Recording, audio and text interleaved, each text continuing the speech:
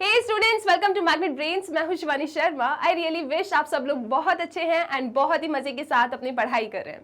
So students, आप लोग जानते हैं मैग्नेट ब्रेन्स एक ऐसा प्लेटफॉर्म है जहां क्लास केजी से class 12 plus different competitive exams की तैयारी आप लोग बिल्कुल फ्री ऑफ कॉस्ट कर सकते हैं। तो यहाँ ना तो आपको कोई सब्सक्रिप्शन लेना है, ना ही कोई कूपन कोड परचेज करना है। बस मन लगा के, दिल लगा के बहुत अच्छे तरीके से आपको पढ़ाई करनी है।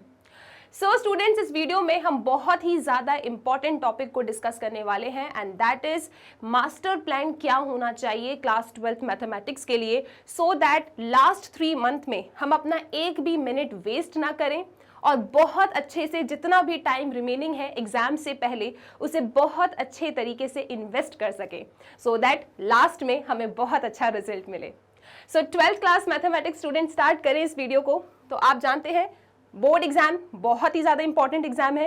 क्या प्रॉपर स्ट्रैटेजी होनी चाहिए, ये सब कुछ हम डिस्कस करेंगे। ओके, सो स्टूडेंट्स देखिए, आपने स्टार्ट किया था अपना 12th क्लास का सेशन अप्रॉक्सीमेटली मार्च में, राइट। सो मार्च गया, अप्रैल भी गया, मई, जून, जुलाई, अगस्त, सितंबर, अक्टूबर और नाउ आप नवंबर में हैं। सो नवंबर के बाद आपके पास बहुत ही कम टाइम बचा है। ऐसा एक्सपेक्टेड है कि फेब मिड में आपके एग्जाम्स होंगे, राइट। सो हम ऐसा मान के चलते हैं कि फैब में तो एग्जाम देना ही है।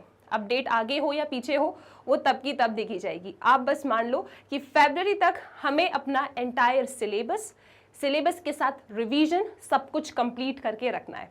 ओके, क्योंकि आप लोगों के बहुत सारे सब्जेक्ट्स हैं।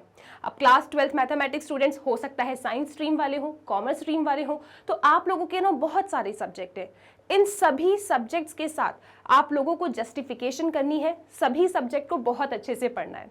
तो इसीलिए टाइम अब कम है। अब आपको अपने आप से बात करनी है कि मुझे किस तरीके से अपनी एग्जाम की तैयारी कर देनी चाहिए। देखो, कभी भी किसी भी गोल को अचीव करने के लिए ना एक प्रॉपर प्लान होना बहुत ज़रूरी है। तो इसीलिए मैं आप लोगों के सामने ये प्लान डिस्कस करना चाहूँगी। कभी भी आप कुछ भी अचीव करना चाहें ना, तो सबसे पहले आपके दिमाग में क्लैरिटी होनी चाहिए कि गोल क्या है। तो सबसे पहले अपने गोल को सेट करो, right.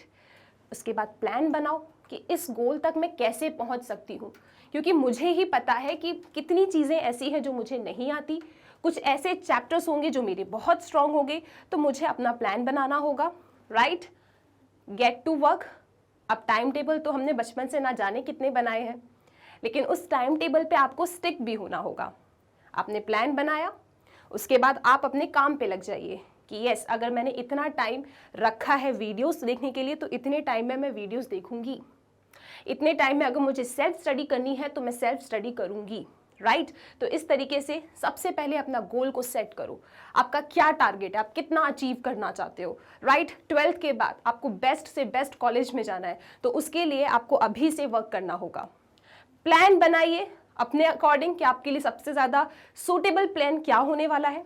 Then get to work, काम पे लग जाइए, स्टिक टू इट, राइट। आपने जो भी अपने लिए टाइम टेबल बनाया है उस पे डटे रहो। लास्ट में आप अपने गोल तक डेफिनेटली रीच कर जाओगे। ओके जी। इसके बाद कोई भी एग्जाम आप देने जाओ ना, तो सिलेबस की कॉपी हमेशा आपके पास होना चाहिए, क्योंकि हमें देखना है ना कि पेपर में हमसे क्या पूछा जाएगा। हमको सब कुछ नहीं पढ़ना है। स्पेसिफिकली अगर बोर्ड एग्जाम के बारे में मैं बात करूं, तो आपका जो सिलेबस है क्लास 12th मैथमेटिक्स स्टूडेंट्स, आपका जो सिलेबस है वो रिड्यूस्ड है। अब लास्ट 3 मंथ में मैं ऐसा सोच रही हूं कि आप सब लोग बोर्ड एग्जाम की तरफ ही ज़्यादा इंक्लाइंड होंगे। तो आपको बोर्ड एग्जाम में क्या सिलेबस है, क्या चीज़ें रिड्यूस है ना, ये एकदम डेफिनेटली अच्छे तरीके से पता होना चाहिए। तो सिलेबस आप देख सकते हैं, यहाँ पे एक बार डिस्कस कर लेते हैं हम। सबसे पहला चैप्टर रिलेशंस एंड फंक्शंस है। रिलेशंस एंड फंक्शंस पहले एक बहुत बड़ा चैप्टर हुआ करता था, लेकिन अब आप लोगों के लिए ये सिलेबस बहुत ही ज़्यादा रिड्यूस कर दिया गया है। आपको पढ़ना क्या है रिलेशंस एंड फंक्शंस पे? टाइप्स ऑफ रिलेशंस, और उसके बाद फंक्शंस पे आते हैं तो सिर्फ 1 to 1 and onto function, मतलब आपको प्रूव करना होगा कि कोई फंक्शन बाइजेक्टिव है या नहीं। तो जब आप पास्ट ईयर के क्वेश्चंस देखोगे ना, जो मैं भी डिस्कस करवाऊंगी, तो रिलेशंस एंड फंक्शंस में से ना 2 ही कैटेगरी के क्वेश्चन बनते हैं। एक, इक्विवेलेंस रिलेशन प्रूफ कर दो, दूसरा फंक्शन बाइजेक्टिव है या नहीं। तो इसी टाइप के क्वेश्चंस बनते हैं।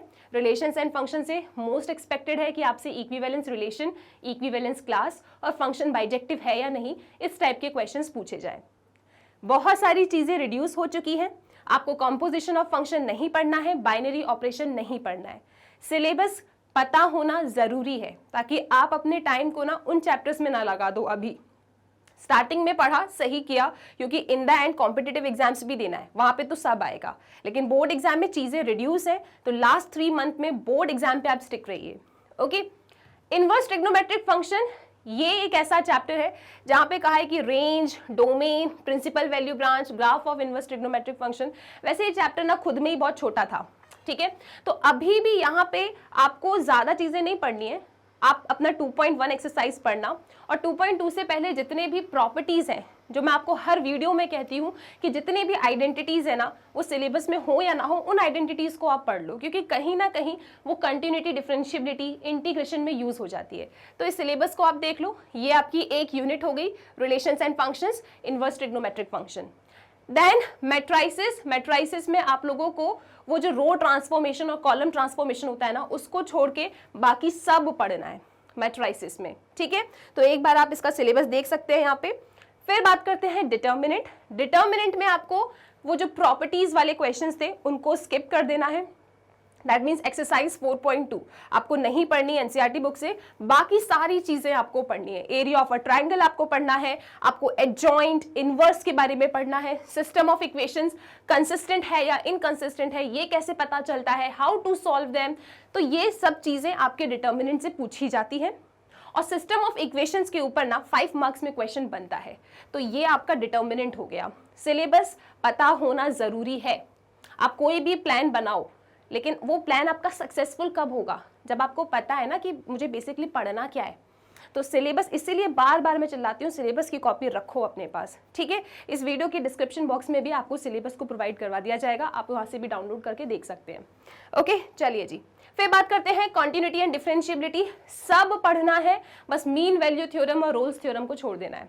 बाकी लॉगरिथमिक डिफरेंशिएशन, इम्प्लिसिट फंक्शन आपका, उसके बाद inverse trigonometric function, exponential function, ठीक है। फिर parametric form, very very important, parametric form का कैसा डिफरेंशिएशन होता है, सेकंड ऑर्डर डेरिवेटिव को कैसे डिफरेंशिएट करते हैं, ये सारी चीजें आपको कंटिन्यूटी एंड डिफरेंशिएबिलिटी में पढ़नी है। इन शॉर्ट, आपको मीन वैल्यू थ्योरम और रोल्स थ्योरम नहीं पढ़ना है, ठीक है जी। एप्लीकेशन ऑफ डेरिवेटिव, बड़ा ही प्यारा चैप्टर। वैसे खुद में इसमें 5 चैप्टर होते थे, जिसमें से आपको सिर्फ 3 चैप्टर्स पढ़ने हैं।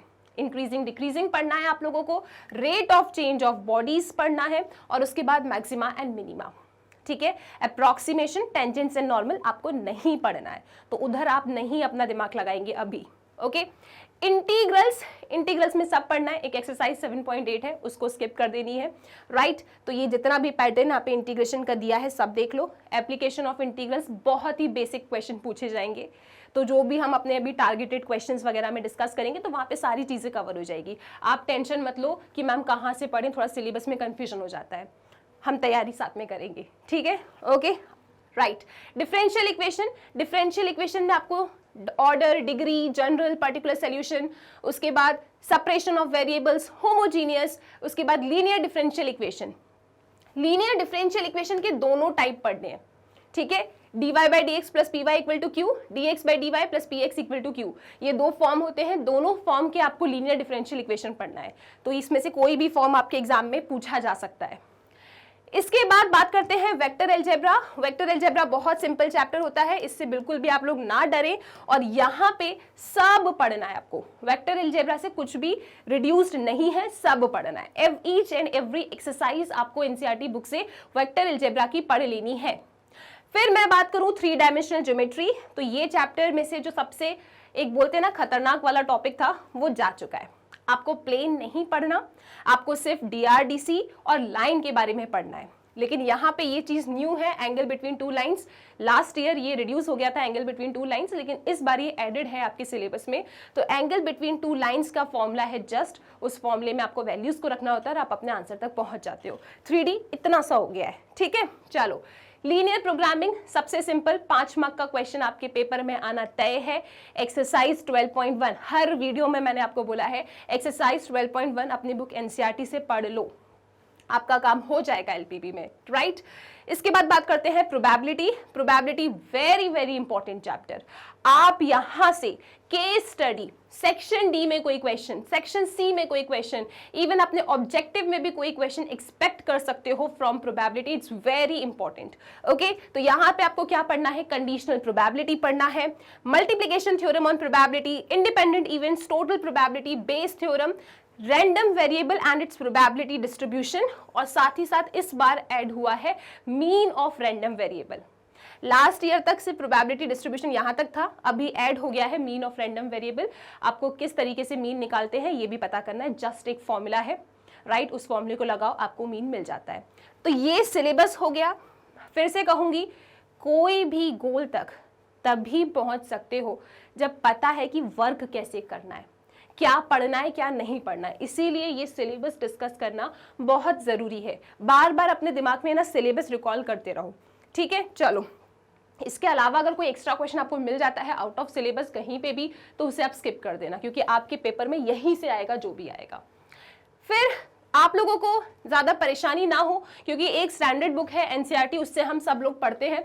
तो एनसीईआरटी से मैंने क्या किया है, जितने भी आपके चैप्टर्स हैं, ये चैप्टर्स यहाँ लिखे हुए हैं, और उसमें से जो भी एक्सरसाइज पूरी डिलीटेड है, entire exercise which is deleted from your NCERT book, वो मैंने यहाँ लिख दिया है, ठीक है। तो आप चाहे तो अभी अपनी एनसीईआरटी बुक को खोल के इन सबको कट कर सकते हैं, आपको यहाँ पे ये चीजें नहीं पढ़नी है, ओके। अच्छा, अब कुछ क्वेश्चंस मिसलेनियस एक्सरसाइज में भी होते हैं, तो ये अंडरस्टूड है। मिसलेनियस एक्सरसाइज में अगर उस टॉपिक का कोई क्वेश्चन आता है जो आपके सिलेबस में नहीं है, तो आप उसे इग्नोर कर देना, आप उसे मत पढ़ना, ठीक है। तो ये आप लोगों के लिए है, एक बार चाहे तो आप स्क्रीनशॉट इसका ले सकते हैं, राइट। तो ये स्टार्टिंग के 9 चैप्टर्स, उसके बाद ये 10, 11, 12, 13 चैप्टर। देखो, वेक्टर अलजेब्रा में तो सभी पढ़ना है, कुछ भी कैंसिल नहीं है। 3 डायमेंशनल ज्योमेट्री में 11.3 जा चुका है, लीनियर प्रोग्रामिंग में 12.2, राइट। प्रोबेबिलिटी में 13.5 एक्सरसाइज नहीं पढ़नी, और वेरिएंस वाला एक टॉपिक है आपके पास, जब आप मीन पढ़ते हो तो वेरिएंस भी आता है, एक छोटा सा फॉर्मूला है, वो भी आपको इग्नोर कर देना है, ठीक है जी। तो ये सारी चीजें हैं जो आपको नहीं पढ़नी है अपनी बुक एनसीईआरटी से, ओके। अगर कुछ चीज़ एक्स्ट्रा मिसिंग हो या आपको लगता है कि मैम ये भी नहीं पढ़ना या कुछ भी, तो एक बार कमेंट सेक्शन में मुझे ज़रूर बताना। सारी चीज़ें क्लियर कर लो एग्जाम से पहले, क्या पढ़ना है क्या नहीं पढ़ना है, ओके। चलो, अब बात करते हैं सिलेबस। आपको अच्छे से पता चल गया, राइट। अब आपने पहला जो कदम है ना वो उठा लिया है, सिलेबस आपको पता है। ये मत सोचो मैम अभी सिलेबस देखें हम, अब तो बहुत लेट हो गया, ऐसा बिल्कुल नहीं है, ऐसा बिल्कुल नहीं है। आपको जब भी तैयारी करो ना, चाहे आप फिजिक्स पढ़ो, केमिस्ट्री पढ़ो, या फिर आप अपना बिजनेस स्टडीज पढ़ो, इकोनॉमिक्स पढ़ो, आपको हर एक चीज़ का ना अपना सिलेबस सामने रखना ज़रूरी है। क्योंकि पहले सारी चीज़ें जब पहले हम लोग पढ़ा करते थे, राइट, तब सब कुछ आता था, लेकिन अब चीज़ें आप लोगों के लिए रिड्यूस्ड हैं। तो आपको अपना टाइम सेव करना है कि क्या पढ़ना है क्या नहीं, तो सिलेबस हर बार अपने सामने रखा करो, ठीक है। चलो जी, और फिर एक खुशी भी होती है ना, चलो ठीक है इस चैप्टर में इतना सा ही पढ़ना है, तो अपनी खुशी के लिए ही सिलेबस को साइड में रख लिया करो। अब आफ्टर सिलेबस हम देखेंगे पास्ट ईयर ट्रेंड। पहले आपका मैथमेटिक्स पेपर किस तरीके से आया करता था। देखो, 3 ही चीजें होती हैं। अगर आप एग्जाम हॉल से बाहर आओगे तो आपको 3 ही जवाब मिलते हैं बच्चों से। क्या पेपर कैसा था? अरे भाई बहुत इजी था। कैसा था? बहुत डिफिकल्ट था। कैसा था? मॉडरेट था। तो यही 3 क्राइटेरिया है आपके पेपर का, या तो आपका पेपर इजी होगा, या आपका पेपर डिफिकल्ट होगा, या आपको लगेगा पेपर मॉडरेट है। और पास्ट ईयर ट्रेंड के अकॉर्डिंग ये देखा गया है, राइट, ये एनालिस किया गया है कि जो पेपर है ना 20% तो इजी रहता है, ठीक है। कुछ ऐसे क्वेश्चंस होंगे कि आप सोचोगे इतना इजी क्वेश्चन, राइट, हो सकता है एंटायर कोई सेक्शन ही आपको पूरा इजी हो, राइट। सो 20% आपका जो पेपर है इजी रहता है। मॉडरेट की बात करूं, मॉडरेट यानी एवरेज कितना, 60%। 60% आपको अपना पेपर मॉडरेट लेवल का दिखेगा। डिफिकल्टी लेवल भी डेफिनेटली आपके पेपर में होगी, और 20% आपको अपना पेपर डिफिकल्ट मिला है। ये पास्ट ईयर का ट्रेंड है। इस तरीके से आपका मैथमेटिक्स पेपर सामने आया है। इजी रहता है 20% इजी, एवरेज 60%, डिफिकल्ट डेफिनेटली। अब पेपर आप देने जा रहे हो तो मज़ा नहीं आएगा ना कि सब कुछ इजी आ जाए, थोड़ा चैलेंजिंग क्वेश्चंस आते हैं तो और मज़े आती है, राइट। तो इसी तरीके से आपका पास्ट ईयर ट्रेंड फॉलो किया गया है। इसको हमने देख लिया। तो हमें पता है कि अगर हम तैयारी अभी भी करें ना तो हम आसानी से 80% तो स्कोर कर सकते हैं, क्योंकि इजी और मॉडरेट, ट्रस्ट मी, पेपर आप ऐसा आता है, ऐसा सेट किया जाता है कि हर स्टूडेंट उसे सॉल्व करे। ओके, डिफिकल्टी लेवल ना पेपर में बहुत ही कम रखते हैं, इतना ज़्यादा नहीं रखते कि आप लोग कुछ सॉल्व ही ना कर पाओ। तो डिफिकल्टी लेवल अभी तक सिर्फ 20% ही रहा है, तो 60% 20% एवरेज पेपर है, आप आसानी से सॉल्व कर सकते हो, राइट। चलिए जी, अब बात करते हैं मार्क्स डिस्ट्रीब्यूशन। ठीक है मैम, सिलेबस देख लिया, पास्ट ईयर ट्रेंड देख लिया, कॉन्फिडेंस हमें आ रहा है कि आसानी से 80% तो पेपर अभी तक ऐसा रहा है जिसको हम टारगेट कर सकते हैं। ओके, डिफिकल्टी में भी ऐसा नहीं कि आपको एक भी क्वेश्चन नहीं बनेगा, क्यों नहीं बनेगा, आपके सारे कंसेप्ट क्लियर है, आप बिल्कुल उन 20% डिफिकल्ट क्वेश्चन को भी क्रैक कर सकते हो। ओके जी, चलिए, सो मार्क्स डिस्ट्रीब्यूशन की अगर हम बात करें तो आपका जो पूरा सिलेबस है ना वो इस तरीके से 6 यूनिट में डिवाइडेड है। 6 यूनिट्स में आपका सिलेबस पूरा डिवाइडेड है। रिलेशंस एंड फंक्शंस अभी हमने देखा था, उसमें इनवर्स ट्रिग्नोमेट्रिक फंक्शंस भी आ जाता है, तो वो दोनों चैप्टर मिला के 8 मार्क्स हैं। तो रिलेशंस एंड फंक्शंस चैप्टर 1 और चैप्टर 2 अगर आपने पढ़ लिया, चैप्टर 1 एंड चैप्टर 2 अगर आपने पढ़ लिया तो 8 मार्क्स का है आपका chapter 1 and chapter 2। Okay, 8 marks. So इसमें से देखो बहुत एक्सपेक्टेड है, क्या ही पूछेंगे रिलेशंस एंड फंक्शन से, इक्विवेलेंस क्लास का क्वेश्चन दे देंगे, या तो आपसे पूछ लेंगे 1 1 1 2 है या नहीं, और दूसरा आपसे पूछ लेंगे डोमेन बता दो। इससे ज्यादा क्या ही पूछेंगे रिलेशंस एंड फंक्शंस में और आईटीएफ में। ठीक है, 8 मार्क्स का है आपका ये 2 chapter. Algebra which is very very easy, matrices and determinant को कंसिस्ट करता है, तो यहाँ पे आपको चैप्टर 3 और चैप्टर 4 मिल जाता है जो टोटल 10 मार्क्स का है। और ये ना बहुत सिंपल है, इतना सिंपल है कि आप लोग बस एक बार सुन लो ना, आप अपने आप ही सॉल्व कर लोगे, कुछ है ही नहीं इसमें। ओके, फिर 12th क्लास में जो सबसे ज्यादा इंपॉर्टेंट यूनिट है वो है calculus. Calculus consist of 35 marks. अभी कैलकुलस में क्या क्या आता है, कैलकुलस में आता है चैप्टर 5, 6, 7, 8 और 9। ये 5 चैप्टर 35 मार्क्स कंसिस्ट करते हैं। Continuity and differentiability, application of derivative, integrals, application of integrals and differential equation. बहुत बड़ी यूनिट है ये, ठीक है। 35 मार्क्स आपको अकेला ये कैलकुलस ही दे रहा है, ठीक है। और बहुत प्यारी है, अगर आपने स्टार्टिंग से पढ़ लिया ना कैलकुलस, आपको टफ नहीं लगेगा। बहुत अच्छी एक्सरसाइज है, बहुत ही प्यारी यूनिट है ये, ठीक है। चलो, इसके बाद हम बात करते हैं vector and 3 dimensional geometry. Vector and 3 dimensional geometry 14 marks का आप लोगों के लिए रखा गया है। So vector and geometry, vector chapter आपका 10 है और 3D आपका 11 है। सो वेक्टर एंड 3D बहुत सिंपल है, सिलेबस काफ़ी रिड्यूस हो चुका है 3D से, आसानी से आप अपने 14 मार्क्स यहाँ पे टारगेट कर सकते हो। वेक्टर के क्वेश्चन भी बहुत सिंपल आते हैं, आप टेंशन बिल्कुल मत लो। पहले एनसीईआरटी कंप्लीट करो, मैं आपको इंपॉर्टेंट क्वेश्चंस बताऊंगी, पास्ट ईयर क्वेश्चंस हम डिस्कस करेंगे। लास्ट मोमेंट तक, जब तक आपका एग्जाम खत्म नहीं हो जाता ना, हम आपको अकेला नहीं छोड़ने वाले हैं, ठीक है। चलो, इसके बाद बात करते हैं लीनियर प्रोग्रामिंग। 5 मार्क्स का ही आता है, ये छोटा सा प्यारा सा चैप्टर है, बस आपको ग्राफ बनाना है। तो जब भी आप एलपीपी पढ़ें तो अपने साथ ग्राफ पेपर जरूर रखें और अभी उसे ग्राफ पेपर में ही प्रैक्टिस करें। फिर बात करते हैं प्रोबेबिलिटी की। 8 मार्क्स का आपका प्रोबेबिलिटी है, दैट इज चैप्टर नंबर 13। तो प्रोबेबिलिटी भी बहुत सिंपल है, ऐसा बिल्कुल मत सोचना कि प्रोबेबिलिटी टफ है। पढ़ना कहाँ से है प्रोबेबिलिटी, पहले एनसीईआरटी से पढ़ो, पहले एनसीईआरटी से पढ़ना है। सब कुछ बेस डल गया, आप आसानी से डिफिकल्ट क्वेश्चन जो 20% पास्ट ईयर ट्रेंड में रहा है, आप उनको क्रैक कर लोगे। ओके, तो इस तरीके से आपका जो पेपर है, आप लोग जानते हो टोटल 80 मार्क्स का है, राइट। और आपके एग्जाम में कुछ इंटरनल असेसमेंट हुआ होगा, कुछ पीरियोडिकल्स हुए होंगे, कुछ टेस्ट हुए होंगे, तो कुछ असाइनमेंट्स आपने किए होंगे, तो उसके लिए 20 मार्क्स है। इसकी तो आप टेंशन मत लो, आपको अच्छे से यहाँ पे 20 मार्क्स मिल जाते हैं, ठीक है। तो बस ये तो आपके स्कूल वालों के हाथ में है और 80 मार्क्स आपके हाथ में है। तो ये इस तरीके से मार्क्स डिस्ट्रीब्यूशन है। इसका भी आप एक काम करो, फोटो ले लो, या फिर आप क्या करेंगे, एनसीईआरटी बुक में ना उन चैप्टर्स के साइड में यूनिट बना के ये मार्किंग स्कीम भी लिख लो। तो इससे क्या फ़ायदा हो जाता है ना, हमें पता चल जाता है कि कौन सा चैप्टर हमारे लिए ऐसा है कि हम इसे सबसे पहले पढ़ें, क्योंकि कितना मार्क्स ये कंसिस्ट कर रहा है, या कौन सा चैप्टर ऐसा है जिसे हम लास्ट में पढ़ें, राइट। तो ये मार्क्स डिस्ट्रीब्यूशन पता होना बहुत ज़रूरी होता है। ओके, तो हमने इसको भी डिस्कस कर लिया। अब हम बात करते हैं, आप सब लोगों ने सीबीएसई ने जो सैंपल पेपर रिलीज किया था फॉर योर बोर्ड एग्जाम 2023, क्या आप सबने वो पेपर देखा है? अगर उस पेपर को नहीं देखा है तो आप लोग जरूर पेपर को देख लो। सबसे बड़ी गलती एज अ स्टूडेंट आप लोग करते हो वो ये है कि सीबीएसई ने जो सैंपल पेपर रिलीज किया है आप उसको बिना देखे ऐसे ही पेपर देने चले जाते हो। मैं ऐसा नहीं कह रही कि उसी पेपर में से उठा के सारे क्वेश्चंस आ जाएंगे, लेकिन आपको फॉर्मेट पता होता है, आपको पता है कि पेपर ऐसा ऐसा आने वाला है, इस तरीके से ऑप्शंस है या नहीं, फिर आप एकदम स्टेबल रहते हो। एग्जाम हॉल में आपको पता है कि हाँ मैंने देखा है कि किस तरीके से सैंपल पेपर आया था, कितना मॉडरेट था, क्या डिफिकल्ट था वो, क्या वो इजी था, किस टाइप के क्वेश्चंस पूछे, तो एक आइडिया मिल जाता है। तो अगर आप लोगों ने सैंपल पेपर नहीं देखा है तो इस वीडियो के डिस्क्रिप्शन बॉक्स में मैं आपको एक लिंक प्रोवाइड करवा दूंगी जहां पे हमने सीबीएसई ने जो सैंपल पेपर रिलीज किया था फॉर 2022 एंड 23 स्टूडेंट्स वो पूरा डिस्कस किया है।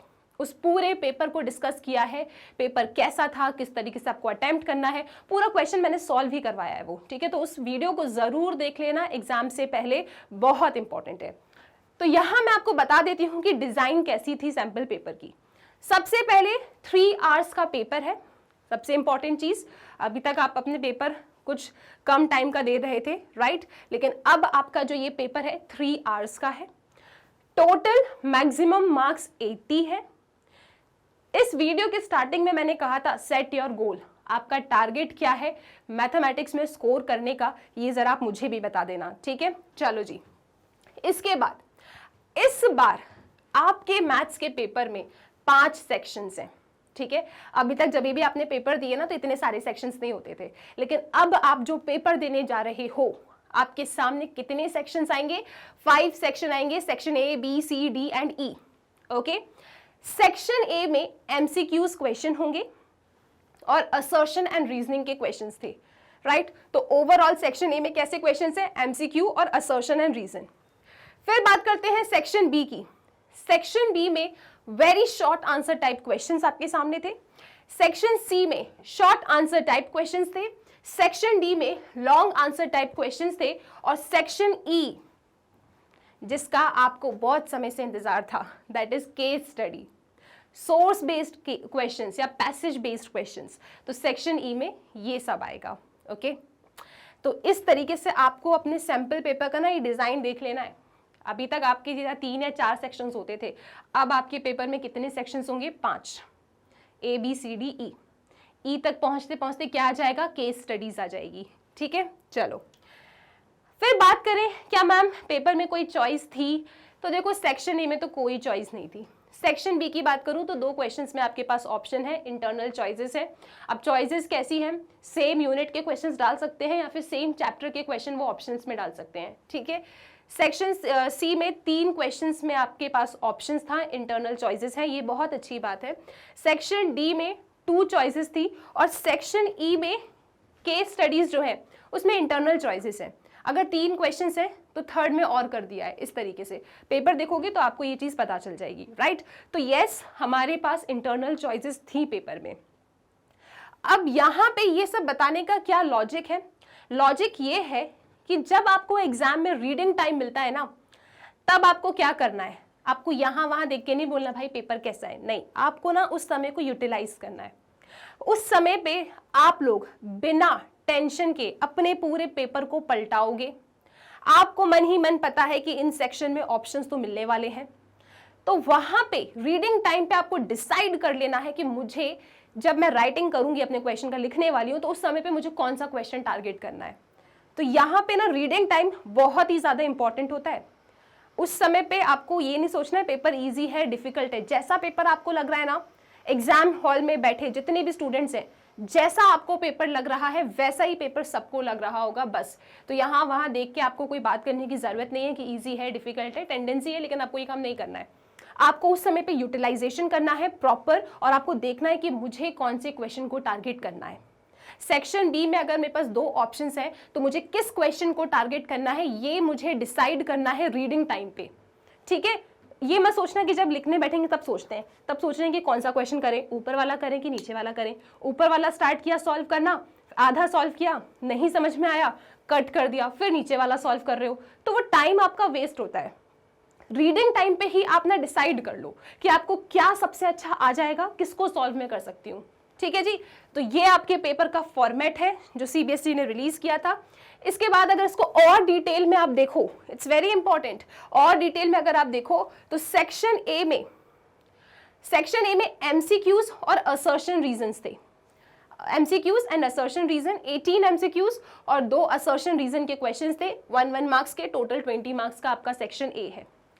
सेक्शन बी की बात करूं तो very short answer type questions हैं। Very short answer type questions 5 आपके सामने आएंगे, 2 में आपको चॉइसेस भी मिलेगी और हर क्वेश्चन 2 मार्क्स का है। टोटल 10 मार्क्स आपको मिल जाते हैं सेक्शन बी में। सेक्शन सी की बात करूं तो शॉर्ट आंसर टाइप क्वेश्चंस थे, 6 क्वेश्चंस हैं सेक्शन सी में, हर एक क्वेश्चन 3 मार्क्स का है, टोटल 18 मार्क्स हो जाते हैं। सेक्शन डी में लॉन्ग आंसर टाइप क्वेश्चंस है, 4 क्वेश्चंस आपको सॉल्व करना है, हर एक क्वेश्चन 5 मार्क्स का है, टोटल 20 मार्क्स का आपका सेक्शन डी है। सेक्शन ई में केस बेस्ड क्वेश्चंस आएंगे, नंबर ऑफ क्वेश्चंस 3 है, 3 केस बेस्ड क्वेश्चंस है, ओके, और हर एक क्वेश्चन कितने मार्क्स, हर एक क्वेश्चन 4 मार्क्स का है, तो टोटल 12 मार्क्स का है सेक्शन ई। ओके, तो इस तरीके से आपके एंटायर पेपर में 38 क्वेश्चंस हैं और टोटल आपको कितने मार्क्स मिलेंगे, 80 मार्क्स का हो जाएगा। इसका स्क्रीनशॉट लो, फिर आगे डिस्कस करेंगे। तो हम लोगों ने सब कुछ डिस्कस कर लिया, रिड्यूस सिलेबस क्या है, कौन सी एक्सरसाइज हमें नहीं सॉल्व करना है, पास्ट ईयर ट्रेंड कैसा था, सैम्पल पेपर जो सीबीएसई ने रिलीज किया था उसके अकॉर्डिंग किस तरीके के क्वेश्चंस हैं, क्या चॉइसेस हैं, ये सारी चीजें हमने डिस्कस कर लिया है। ओके, और हर सेक्शन में कितने क्वेश्चंस हैं, कितने मार्क्स के, ये भी हमने डिस्कस कर लिया। अब सबसे इंपॉर्टेंट बात, पढ़ना कैसे है और कितना पढ़ना है। ठीक है, तो सबसे पहली चीज कहाँ से पढ़ना है, रिसोर्सेज के बारे में अगर मैं आपसे डिस्कस करूं तो आप यहाँ पे 2 फोटो देख सकते हो। ठीक है, देखा देखा सा फोटो लग रहा है, आपकी एनसीईआरटी बुक है। सबसे ज्यादा इंपॉर्टेंट रिसोर्स या सोर्स मैं बोलूं जिससे आपको तैयारी करनी चाहिए, that is your NCERT book. और ये सच है, चाहे आप किसी कॉम्पिटिटिव एग्जाम्स की तैयारी स्टार्ट करें या फिर आप अपने बोर्ड एग्जाम्स की तरफ जा रहे हो, तो ये एक ऐसी किताब है जिसको आपको ज़रूर पढ़ना है। ठीक है, बहुत हद तक आप अगर अपने बोर्ड एग्जाम्स के क्वेश्चन पेपर देखें ना, तो बहुत हद तक एकदम सेम टू सेम क्वेश्चन आपकी बुक एनसीईआरटी से आ जाते हैं। और एनसीईआरटी बुक को सॉल्व करने का एक सबसे बड़ा प्लस पॉइंट ये होता है कि आपको सीक्वेंस पता है, आपका फाउंडेशन स्ट्रांग हो जाता है, कंसेप्ट क्लियर हो जाते हैं, और उसके बाद कुछ भी जो 20% डिफिकल्टी लेवल होती है क्वेश्चन पेपर की, उसको कैसे टारगेट करना है ना, ये भी आपकी बुक एनसीईआरटी आपको सिखा देती है। So this book is very important, गलती से भी एनसीईआरटी बुक को स्किप मत कर देना। ठीक, अब एक कॉमन मिस्टेक जो अधिकतर स्टूडेंट करते हैं, ओके, सबसे इंपॉर्टेंट बुक एनसीईआरटी जैसे मैंने आपको बताया। अब कॉमन मिस्टेक जो आप में से मैक्सिमम स्टूडेंट करते हैं, और वो मिस्टेक ये है कि आप ना बहुत अच्छे से एनसीईआरटी बुक, चलो ठीक है मैम वो तो हम वैसे भी पढ़ते हैं, स्कूल में भी पढ़ाते हैं, तो एनसीईआरटी बुक में ना जैसे चैप्टर 1 के बारे में मैं बात करूं तो चैप्टर 1 आपने 1.1 पढ़ लिया, 1.2 एक्सरसाइज पढ़ ली, उसके बाद आप चले जाते हो चैप्टर 2 पे, 2.1 पढ़ लिया, फिर चैप्टर 3 पे चले जाते हो। एक ऐसी एक्सरसाइज है जिसको आप मिस कर देते हो, जी हाँ, और उसका नाम है मिसलेनियस एक्सरसाइज। एनसीईआरटी बुक को जब आप सॉल्व करें ना, और अगर आपने मिसलेनियस एक्सरसाइज उसकी सॉल्व नहीं करी तो ये बहुत गलत बात है। एक्सरसाइज नॉर्मल वाला भी पढ़ो और मिसलेनियस एक्सरसाइज जो आपके सिलेबस के अकॉर्डिंग क्वेश्चंस हैं उनको भी टारगेट कर लिया करो। हमने देखा ना पास्ट ईयर ट्रेंड में 20% डिफिकल्ट, 60% मॉडरेट, और उस मॉडरेट में भी ना जो क्वेश्चंस आते हैं मिसलेनियस एक्सरसाइज के, या तो पूरा पैटर्न उठ के आ जाता है या तो कभी कभी पूरा सेम टू सेम क्वेश्चन भी उठ के आ सकता है। तो अगर आपने मिसलेनियस एक्सरसाइज के क्वेश्चन सॉल्व नहीं कर रहे हो ना, एनसीईआरटी बुक सॉल्व कर रहे हो लेकिन मिसलेनियस एक्सरसाइज को एज अ ऑप्शनल एक्सरसाइज समझ के अगर आप स्किप कर रहे हो तो अब रुक जाइए, आप बहुत बड़ी गलती कर रहे हैं। जो भी चैप्टर पढ़ रहे हो उसकी मिसलेनियस एक्सरसाइज को जरूर सॉल्व करो, उसमें पैटर्न ऑफ क्वेश्चंस होते हैं। ठीक है, तो this book is very important. Example ये भी देखा है मैंने, मैक्सिमम स्टूडेंट एग्जाम्पल को स्किप कर देते हैं। मिसलेनियस के एग्जाम्पल, मिसलेनियस एक्सरसाइज और एक्सरसाइज के शुरू होने से पहले जो एग्जाम्पल होते हैं ना, उनको आपको स्किप नहीं करना है। आपको अपनी एनसीईआरटी बुक को ना एकदम निचोड़ के एकदम अच्छे तरीके से पढ़ लेना है। जितने क्वेश्चन उन्हें जरूर पढ़ो, एक एक क्वेश्चन इंपॉर्टेंट है आप लोगों के लिए, ठीक है। तो ये जो आप लोग स्किप कर देते हो मिसलेनियस एंड एग्जाम्पल, प्लीज उसे स्किप ना करें, इनको भी पढ़ें, वेरी वेरी इंपॉर्टेंट, राइट। चलो जी, तो एनसीईआरटी आई विश कि अब आप सही तरीके से पढ़ेंगे। एक्सरसाइज पढ़िए, कंसेप्ट में एग्जाम्पल्स हम डिस्कस करते हैं, सारे एग्जाम्पल्स को सॉल्व कीजिए। मिसलेनियस एक्सरसाइज के बिना सारे क्वेश्चंस मैंने सॉल्व करवाए हैं, तो आपको वो पढ़ लेना है जो आपके सिलेबस के अकॉर्डिंग है और हर एक क्वेश्चन को सॉल्व करना है, ठीक है। चलिए जी, इसके बाद एक बुक है आपकी एनसीईआरटी एग्जाम्पलर। अब एनसीईआरटी एग्जाम्पलर देखो, आपने एनसीईआरटी की बुक सॉल्व कर ली। हमेशा पता है जब भी आपका सेशन स्टार्ट होता है तब हमेशा एक चीज मैं कहती हूँ, एनसीईआरटी पढ़ो तब, क्योंकि टाइम बहुत होता है आपके पास, ठीक है। एनसीईआरटी पढ़ो और साइमल्टेनियसली एग्जाम्पलर के क्वेश्चन सॉल्व करते चला करो। ये मैं हमेशा स्टार्टिंग ऑफ द सेशन में आप लोगों को कहती हूँ। मान लो आपने एग्जाम्पलर नहीं पढ़ी अभी तक, तो अभी आप क्या कर सकते हैं, एग्जाम्पलर में से जो ऑब्जेक्टिव वाले क्वेश्चंस है ना, objective type questions, fill in the blanks, true false, उनको जरूर पढ़ लेना। भले आप एंटायर एग्जाम्पलर बुक अभी नहीं पढ़ रहे हो, तो आप क्या पढ़ लें, ऑब्जेक्टिव क्वेश्चंस, ठीक है, ट्रू फॉल्स, और ये जो भी फिलर्स हैं उसमें वो जरूर पढ़ लेना, क्योंकि आपके पेपर में 18 क्वेश्चंस ऐसे हैं जो ऑब्जेक्टिव वाले हैं और 18 के बाद 2 क्वेश्चन है असर्शन एंड रीजन के, तो वो आपको एग्जाम्पलर से मिल सकते हैं, ठीक है। चलो फिर बात करते हैं अपन वन शॉट वीडियोस। देखो आप सब स्टूडेंट्स, अगर आपको पता है तो हम अपनी एनसीईआरटी बुक के दोनों पार्ट 1 एंड पार्ट 2 कंप्लीट कर चुके हैं। प्लेलिस्ट के लिंक मैं आपको वीडियो के डिस्क्रिप्शन बॉक्स में प्रोवाइड कर दूंगी। स्टार्टिंग ऑफ द चैप्टर, मतलब चैप्टर 1 से लेके चैप्टर 13 तक हम अपनी एनसीईआरटी बुक को पूरा कंप्लीट कर चुके हैं, ठीक है। हम एग्जाम्पलर भी पूरी कंप्लीट कर चुके हैं। अब बात करते हैं वन शॉट वीडियोस की। वन शॉट वीडियोस जो मैं आप लोगों को देने वाली हूं, उन सभी वन शॉट वीडियोस को आप जरूर पढ़ लेना। जो भी चैप्टर आपने एनसीईआरटी से पढ़ लिया उसका वन शॉट वीडियो देखो। जब आप वन शॉट वीडियो देखोगे ना, तो जो आपने एनसीईआरटी में पढ़ा है, ऐसा नहीं कि पूरा हूबहू वही चीज हम वन शॉट वीडियो में आपको दे रहे हैं। वन शॉट वीडियो में अगर कुछ ऐसे कंसेप्ट हैं जो आपकी एनसीईआरटी बुक में नहीं है, लेकिन हो सकता है जो 20% डिफिकल्टी लेवल होता है ना, तो वो 20% डिफिकल्टी लेवल जो आपके पेपर में आती है, तो कहीं ना कहीं से तो वो क्वेश्चंस बनते होंगे, कहीं ना कहीं से तो वो कंसेप्ट होते होंगे। तो उन कंसेप्ट्स को मैं कोशिश करती हूँ कि आपके वन शॉट वीडियोस में आपको दे सकूँ, क्योंकि देखो फाउंडेशन आपका हो गया एनसीईआरटी से, उसके बाद जब आप वन शॉट वीडियोस देखोगे तो कुछ नया भी आपको सीखने के लिए मिलेगा और चीज़ें आपकी रिवाइज भी हो जाती हैं।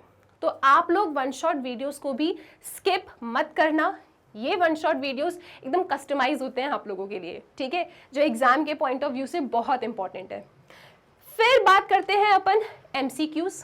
बहुत ही जल्दी आपके जितने भी चैप्टर्स हैं, चैप्टर 1 to 13, मैं टारगेटेड क्वेश्चन एमसीक्यू के पैटर्न में लेके आने वाली हूँ, ओके।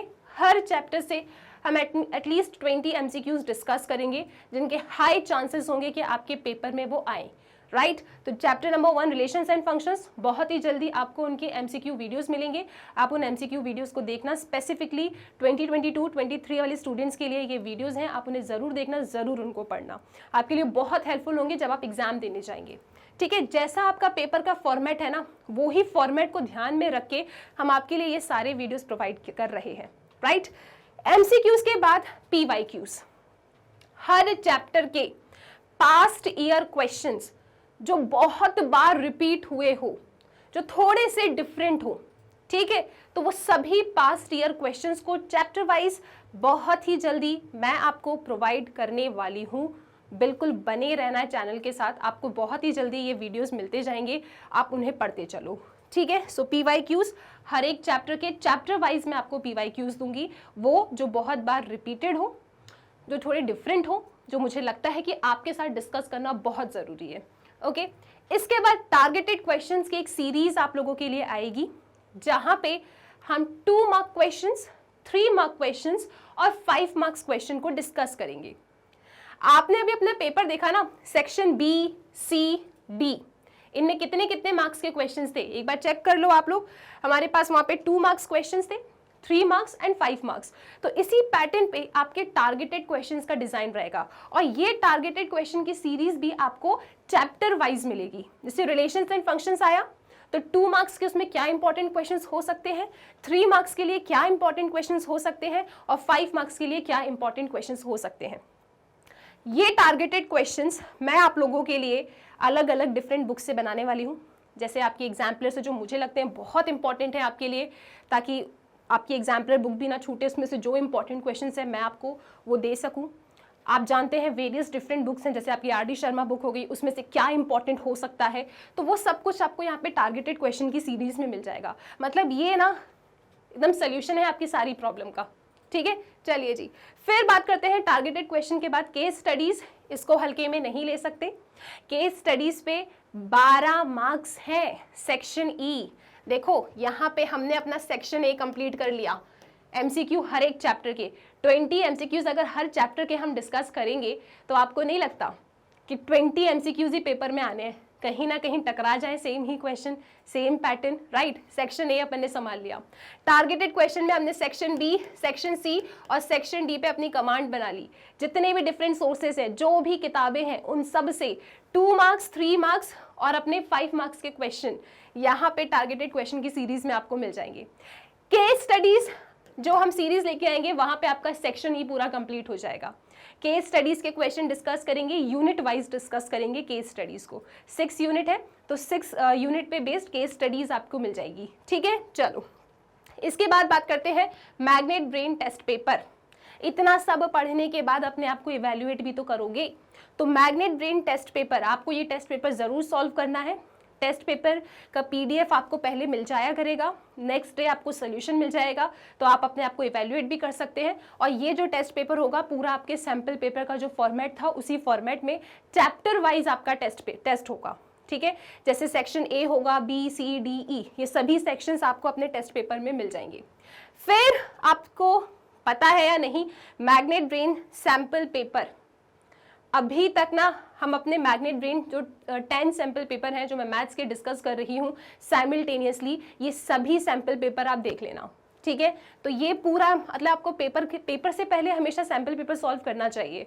जो लास्ट मोमेंट होगा ना आपका, तब आपको पूरा डेडिकेटेड ये मैग्नेट ब्रेन सैम्पल पेपर के वीडियोस देखने हैं, राइट। हमने पूरा जैसा आपका पेपर का फॉर्मेट है वैसा ही सैम्पल पेपर आप लोगों के लिए बनाया है और उसमें काफ़ी ऐसे क्वेश्चन है जो आपके एग्जाम में आ जाएं कैसे भी करके। ओके जी, सो मैग्नेट ब्रेन सैम्पल पेपर की वीडियोस ज़रूर देखना। ऑलमोस्ट आपके ये कंप्लीटेड है, तो इनको भी साइमल्टेनियसली देखते चलो, तो अपने पास ये भी है।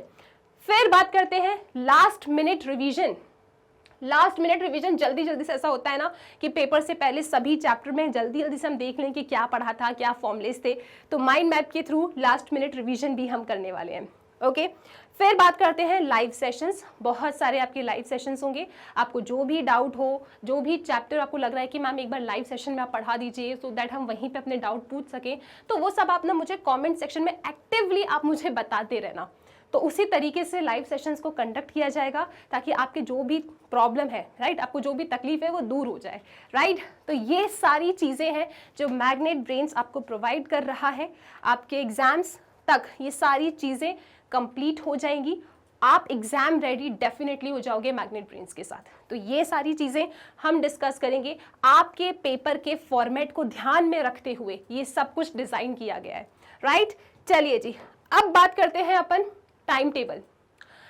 देखो, ऐसा एक्सपेक्टेड है मुझे कि अक्टूबर के मंथ तक, राइट, आप लोगों ने चैप्टर 1, 2, 3, 4, 5, 6 और 12 ये कंप्लीट कर लिया होगा, क्योंकि मैक्सिमम स्टूडेंट के जो आप लोगों के स्कूल्स में प्री बोर्ड एग्जाम्स या पीरियोडिकल या टेस्ट जरूर हुए होंगे, तो आपने इन चैप्टर्स को मार्च के मंथ से अक्टूबर तक ये चैप्टर्स तो ऐसा एक्सपेक्टेड है कि आप सबने पढ़ ही लिया होगा। ठीक है, नवंबर के मंथ में ऐसा मैं आपसे एक्सपेक्ट कर रही हूं कि आप चैप्टर 7, चैप्टर 8 और चैप्टर 9 पढ़ लेंगे। ठीक है, integrals, application of integrals and differential equation, ये आपको नवंबर तक कंप्लीट कर लेना चाहिए। दिसंबर के मंथ में आप 3D और वेक्टर अलजेब्रा को कंप्लीट करेंगे। दोनों चैप्टर बहुत छोटे हैं, तो दिसंबर से आप अपना रिवीजन स्टार्ट कर देंगे। ठीक है, जो ये चैप्टर्स पहले पढ़ चुके हो उनको यहाँ पे रिवीजन अपना स्टार्ट कर देना दिसंबर से। जनवरी में 13 चैप्टर दैट इज प्रोबेबिलिटी, एक हफ्ते में खत्म कर दोगे आप। उसके बाद जो पूरा दिसंबर है आपको फिर से रिवीजन करना है। जो ये पुराने चैप्टर्स हो गए ना जिनको कब पढ़ा था, ठीक है, उनका रिवीजन यहाँ पे स्टार्ट हो जाना चाहिए। अब ऐसा एक्सपेक्टेड है कि फेब में एग्जाम है, मान लो मिड फेब में एग्जाम होता है, तो पूरे फरवरी भर सिर्फ और सिर्फ रिवीजन रिवीजन रिवीजन रिवीजन ही करना, ठीक है। मतलब आप लोग जनवरी 10 तक अपना सिलेबस कंप्लीट कर लो, ठीक है, और दिसंबर से रिवीजन भी स्टार्ट कर दो, राइट। इस तरीके से ये अकॉर्डिंग टू मी, राइट, आपको ऐसा टाइम टेबल फॉलो करना चाहिए। अब आपको पता है कि आपने कौन से चैप्टर्स पहले से पढ़ के रखे हैं, तो आप इसको थोड़ा चेंज भी कर सकते हो। ये जस्ट एक छोटा सा प्लान है जो मैंने आपको दिया कि ऐसा कर सकते हो आप लोग। अब आपको जो बेस्ट सूटेबल हो आप उसे फॉलो कर लेना। अच्छा, मैग्नेट ब्रेन्स के स्टूडेंट के पास ना एक एडवांटेज है। क्या एडवांटेज है आप लोगों के पास? कि हम तो अपनी एनसीईआरटी बुक पूरी कंप्लीट कर चुके हैं, राइट। तो जितने भी वीडियोस है 7, 8, 9, 10, 11, 13 ये सब कंप्लीटेड है। तो आपको ना वेट नहीं करना है कि मैम वीडियोस कब आएंगे, वीडियोस बने हुए हैं। प्लेलिस्ट की लिंक वीडियो की डिस्क्रिप्शन बॉक्स में है, अभी से पढ़ना चालू कर दो। आपको 1.25 की स्पीड में देखना है, उस स्पीड में देख के पढ़ो, लेकिन चालू कर दो पढ़ना। जिस दिन जो चैप्टर पढ़ने का मन करे उस चैप्टर को उठाओ, वीडियो खोलो और पढ़ना स्टार्ट कर दो। तो आप लोगों के पास प्लस पॉइंट क्या है कि हमारी तरफ से आपका सिलेबस कंप्लीटेड है। सिलेबस कंप्लीटेड मतलब एनसीईआरटी बुक पूरी कंप्लीटेड है, and that is the foundation. सबसे पहले वो तो पढ़ना है, तो इसीलिए ये एडवांटेज है आप लोगों के पास। जो भी चैप्टर आपका मन करे पहले पढ़ने का, आप वीडियो खोलिए, पढ़िए और अपने चैप्टर को स्ट्रॉन्ग कर लो। साइमल्टेनियसली जो मैंने आपको पीछे प्लान बताया कि हम 1 shot videos, targeted question, test paper, sample paper, live session, mind map, तो आप साइमल्टेनियसली कनेक्टेड रहना ताकि हम हर एक चीज़ आप तक पहुंचा सके और आप अपनी तैयारी अच्छे से कर सकें। ओके स्टूडेंट्स, तो ये टाइम टेबल है, ये मास्टर प्लान है जो मेरे अकॉर्डिंग आप लोगों के लिए बहुत सूटेबल होगा। आप भी अपना टाइम टेबल बना सकते हैं क्योंकि आप लोगों को बहुत सारे सब्जेक्ट्स को हैंडल करना है, ठीक है। तो आपको स्कूल भी जाना है, स्कूल का टाइम आप देखिए, उसके बाद स्कूल के बाद आप कितना टाइम इन्वेस्ट करते हो वीडियोस देखने में वो आप देखिए। एंड सबसे इम्पॉर्टेंट चीज़, कहीं से भी पढ़ लो लेकिन सेल्फ स्टडी ज़रूर करना।